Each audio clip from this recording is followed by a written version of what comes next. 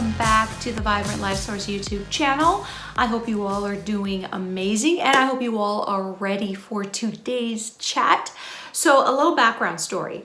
I have been wanting to do this chat for months, and I've been trying to schedule this chat for months. And it is with my very dear friend, Lara Symonds, who is the owner of OptimalLife Wellness Center. She is a family and marriage mental health therapist and the most wonderful person. And we've been wanting to have this chat for a while because it's just so needed now. So many people are burned out. So many people are, having issues with being stuck on Zoom calls, on just, everything that's just going on. We're just overwhelmed.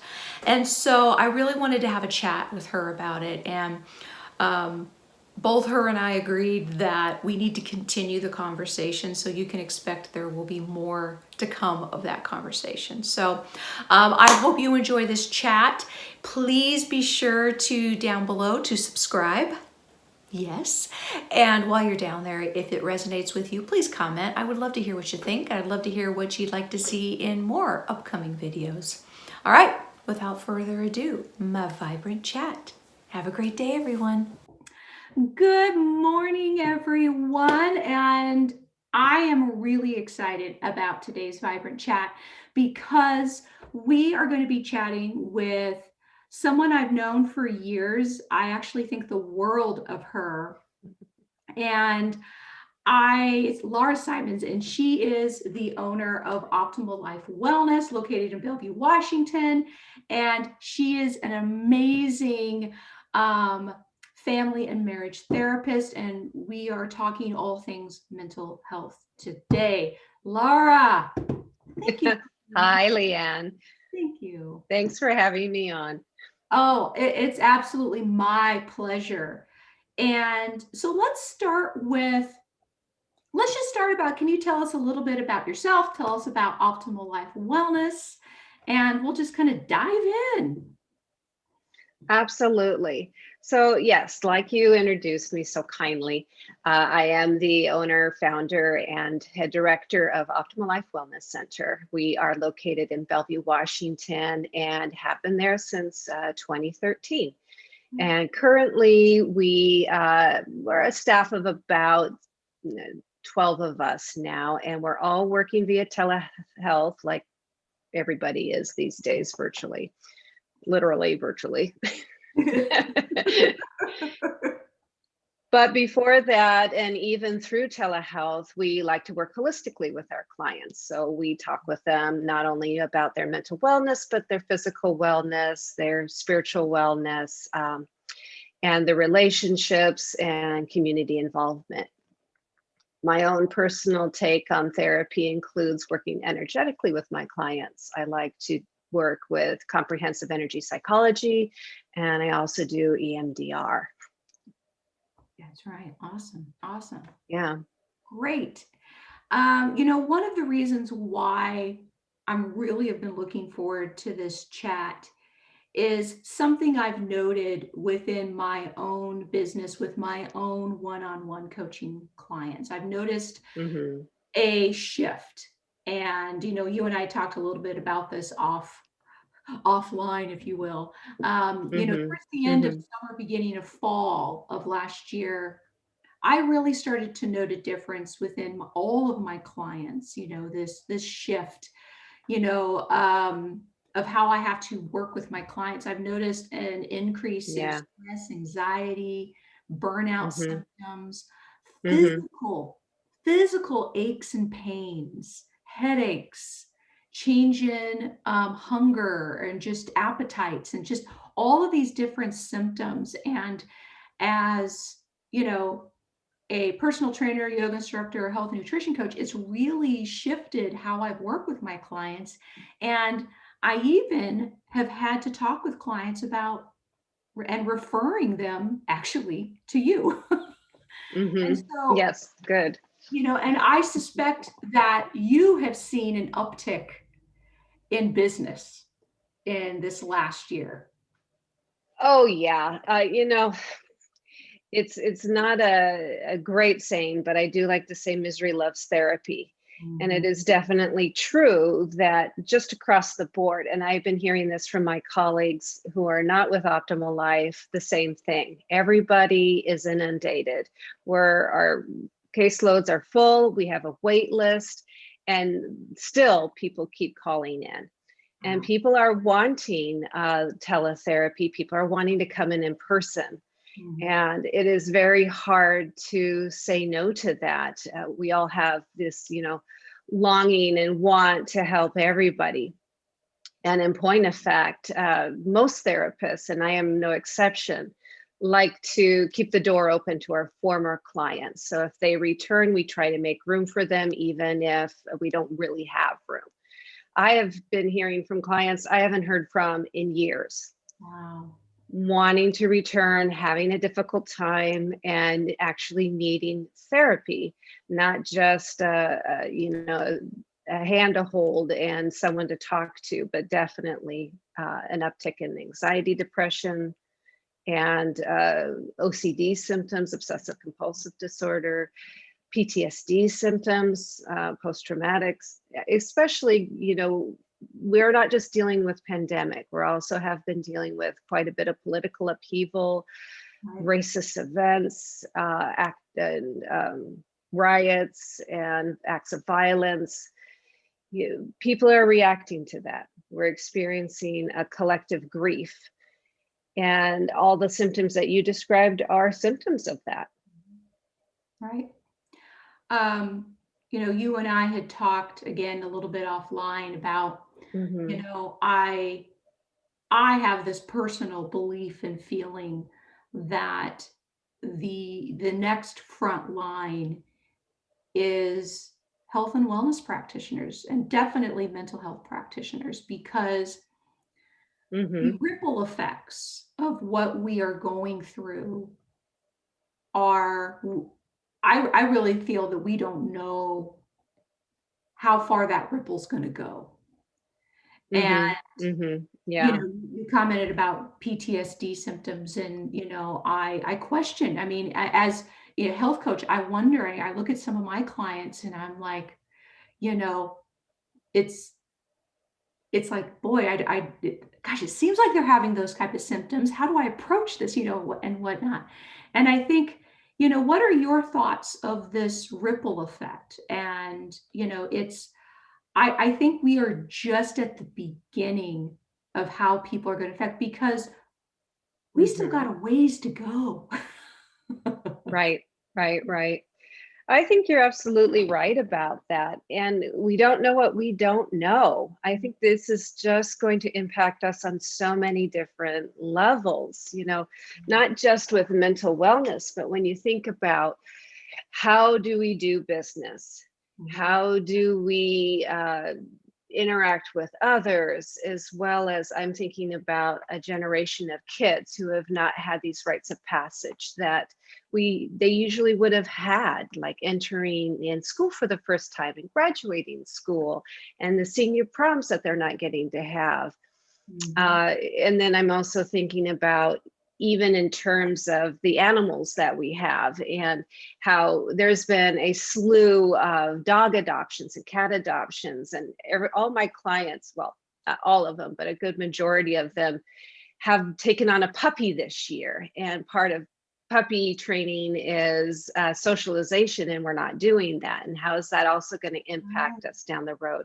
And that may seem like a fairly superficial thing, but we don't know what we don't know. How is this going to change human development, as Mhm. well as how we interact with other people, our relationships? Everything is going to change. Right.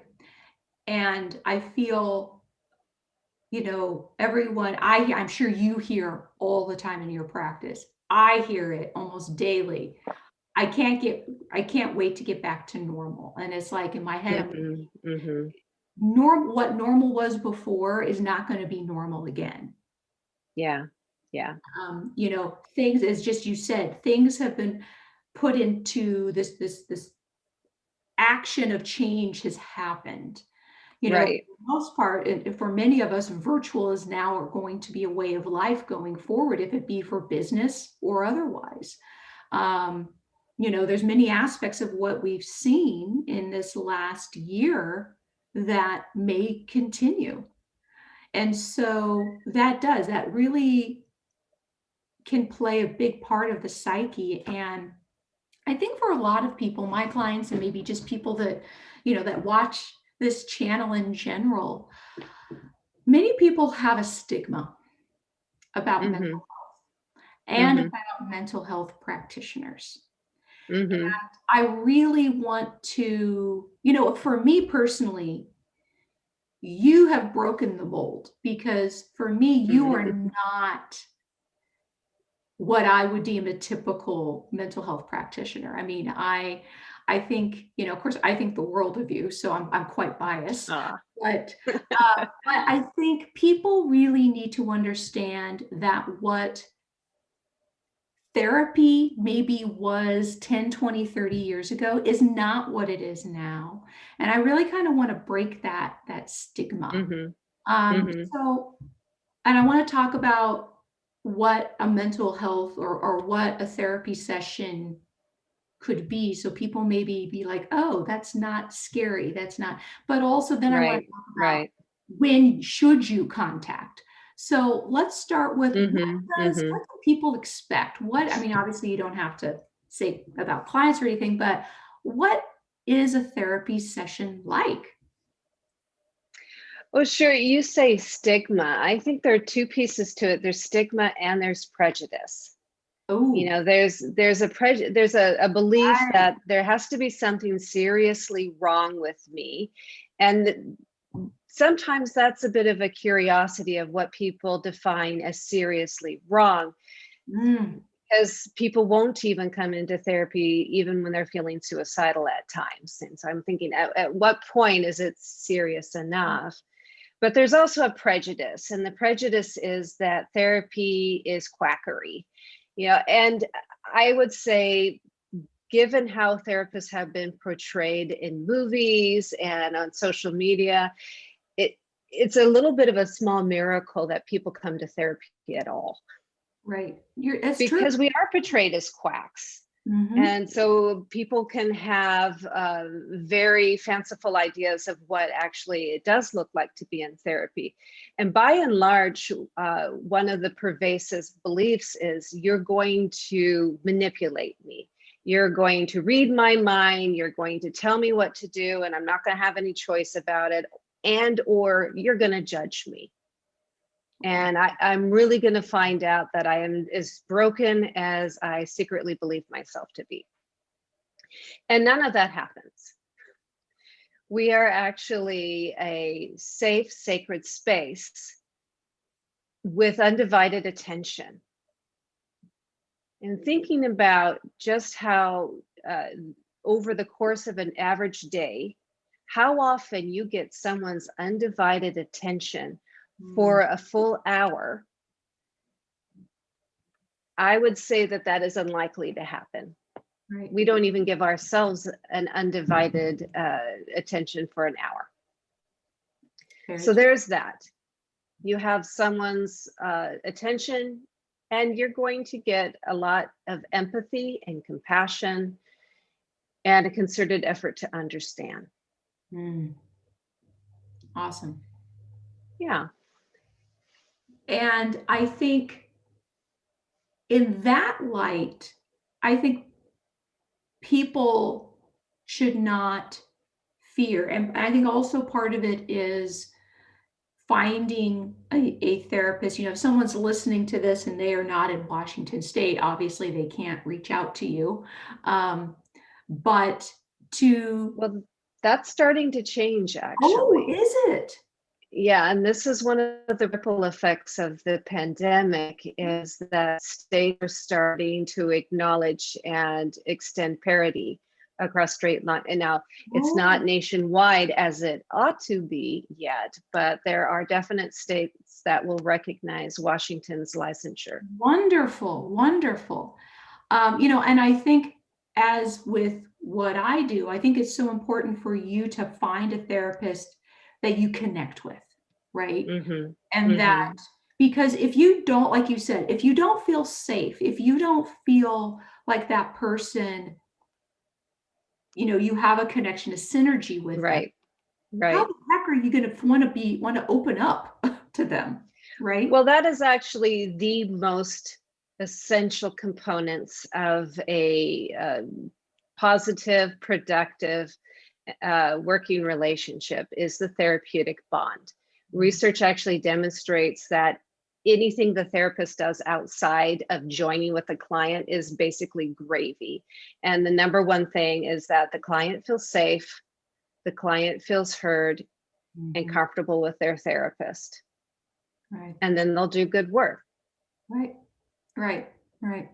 And in that regard, that's very similar to how I like to work with clients. I think it's important for me to create that Mm-hmm. relationship and build that trust, that um, just that sense of community with them, because Right. it's a partnership, that It's I a partner, it's a collaboration. Mm-hmm. right. It has to be. Yeah. If it does, if it's, in my opinion, if it's not that, it just doesn't work. Yeah, I agree. I agree completely. So I think, for just because of a lot of what I'm seeing with my own clients, um, and I think if you are not or never have had any experience with yourself or a family member or a friend or a coworker or anyone going Mm-hmm. to see a therapist, then you may disregard or may not understand symptoms that you may be having. And let's be honest, I mean, the symptoms, at the very beginning, I talked about stress, anxiety, Mm-hmm. depression. There's Mm-hmm. a multitude of symptoms. But Mm-hmm. so Mm-hmm. let's go and we'll talk about maybe let's do the top three. Let's talk about stress, anxiety, depressions, because that's kind of what we see. And maybe talk about a few of the symptoms that associate. Yeah, sure, sure. Um, and I would have to say that um, all of those have a high degree of overlap. Right. For example, for all three of those, stress, anxiety, and depression, one of the symptoms is brain fog or difficulty concentrating or sustaining focus on any given thing. And then aside from that, there are also impacts to one's sleep. With all three of those, you can experience insomnia, or even, and this is where it gets confusing, right? Because we are so variable as human beings that one of us can experience this and the other one can experience quite the opposite. Right. So on one end of the spectrum is insomnia, and on the other end is what's called hypersomnia. So you're sleeping all the time and you just can't get enough sleep. Both of those are symptoms of depression as well as stress. Mhm. Insomnia is more of an anxiety symptom. Apart from that, we also have rumination, thinking negative thoughts. Rumination, it never really seems to manifest as, oh, I can't get my mind off the beaches of Maui. It's really more about bad things are going to happen. Bad things are going to happen. Right, right. Yeah. At what point should a person, and it could be you yourself, or if you're watching this and you realize, oh, I have a family member, I have a friend, at what Mm-hmm. point Mm-hmm. do you realize that, oh, this is just not everyday run of the mill stuff. This is stuff that's been actually, is there a time frame, or at what point should you be considering talking to someone? Well, that's a really good question. And this, like with many things in mental health, can be summed up as it depends. Mhm. But I'm going to give you a broad picture of it. Basically, what we're looking at is a departure from a previous norm. So I used to be this way, and now I'm this way. That sustains itself for at least 2 weeks and is predominantly the mood. We all get blue once in a while. We may have a bad day. Something happens, like, the Capitol gets stormed and we feel bad about it and we have a bad couple of days about it. That's not depression. It is a sustained mood predominantly over a period of time. And then the mood is often characterized by loss of enjoyment or pleasure in things that we used to like to do. If we're talking about stress, and this is one thing I do want to highlight, to differentiate between that feeling of burnout and stress and depression. With burnout or stress, we can go on vacation, hypothetically, and those feelings are alleviated. Right. We're rejuvenated, we feel better, and we can have a good time there. Depression goes on vacation with us. There's no escaping depression. That creates a good visual. Yeah. Aside from that, what people who have depression often experiences also a preoccupation with death. And that can be thinking about suicide, thinking about ways of committing suicide, but it can also be just this more vague, I don't want to feel this way anymore. Right. I don't want to live the rest of my life being so miserable. I wish things would end. Or I even passively, I wish I didn't have to wake up tomorrow. Right. Those are all red flags that you are falling into depression. And if you're seeing that in your loved one, where they used to be able to talk with you and you can see that they are still present, and now it seems like the lights are on, but nobody's home, that can also be a concern that really you do have a bit of a responsibility as their partner, as their parent, as their child, to bring that up with them. I'm concerned about you. I'm seeing a change in you. This is tricky when we're talking with a loved one, because part of depression is what we call negative cognitions. We bash on ourselves mentally. We tell ourselves we're worthless, that nobody cares about us, that other people would be better off if we weren't around, and other lies. Right. We think that we can't lie to ourselves, but we're actually exceptionally proficient at it. And so when we try to talk with a loved one about their mood, they're going to hear and twist what we're saying as a condemnation, validation of their own internal condemnation. Wow. Right. Do you, at OptimalLife, do you guys have, so let's say someone is like, oh, I'm resonating with some of these things, but I'm not sure. Yeah. Do you guys offer like consultation or a way to kind of help someone assess if they, I don't want to say a candidate, but that they do need to talk with someone? Absolutely.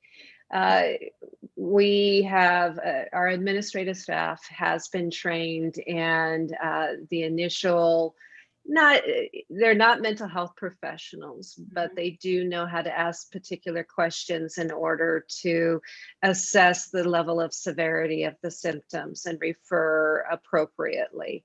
Aside from that, on our website, we do ask pointed questions, in ways that we can help.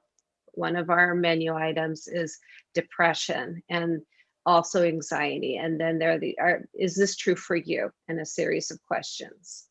Great.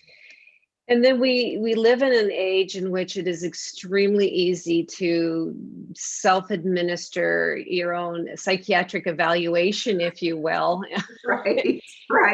And I would say that those are of use, because it will point you in the direction of, yes, indeed, this is something that is true for me, and I need to get help. And what I do want to point out too is depression is not it's not an illness from which one recovers spontaneously without effort.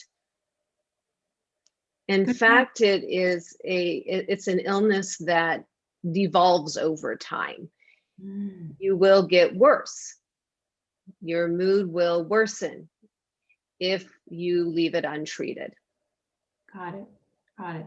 So it becomes chronic, Yes. but you are able to get it to become manageable, acute, if you will.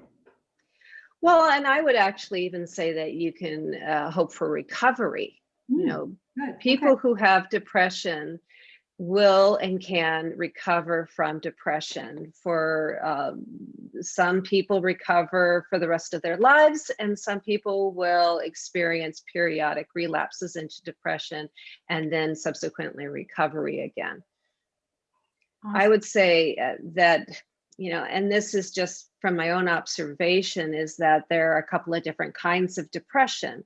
One is that I feel depressed because I'm in quarantine and I'm an extreme extrovert and I'm having a really difficult time with this self-imposed isolation. And that's a situational depression. This thing happened. I lost this person. I lost this way of life, and now I feel blue about it. And that, with time, does get better, not on its own. You do still need treatment. You still need to do the work you need to do, but it will get better, and you may not experience depression again.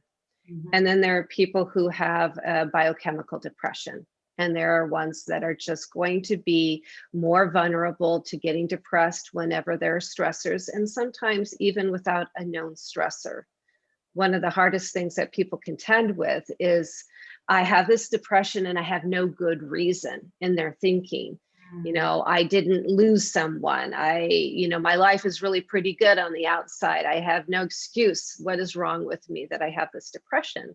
And yet they are still depressed. Got it. And that's Yeah. a good distinction. Thank you for doing that, Mhm. because I think people may confuse those two. Absolutely. And I think part of the problem too is we have this belief that because this is mental, I should be able to think my way through it. I should be able just to be strong enough mentally, and it's a weakness if I can't. Right. You're spot on. I think so many people, and that's what prohibits people from going. Absolutely. Right. Right.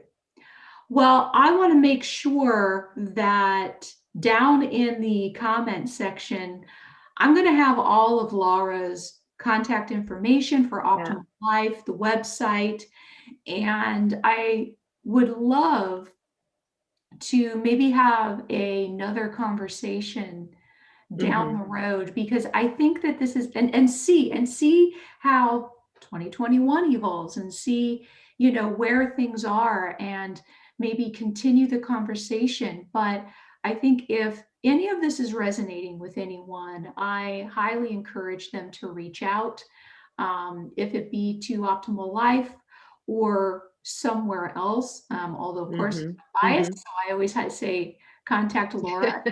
Thank you. Go to the website. Your website is actually very helpful, very beneficial. Thank So, you. I um, try. yeah, no, it's great. And so all of that information will be down below, and I highly encourage it. So, Laura, I cannot thank you enough for taking time. I know you are very busy, and I really appreciate you taking time out. This was a great chat.